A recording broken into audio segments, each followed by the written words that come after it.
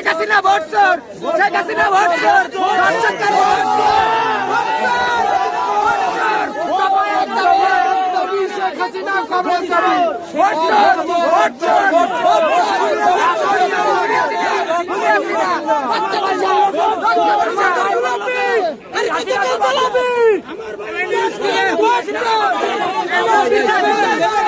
চুপ চুপ চুপ চুপ চুপ করেন, নামাজ চলতেছে ওই পাশে, একটু চুপ থাকেন, 5 মিনিট এগুলো স্লোগান দিয়ে না ভাই।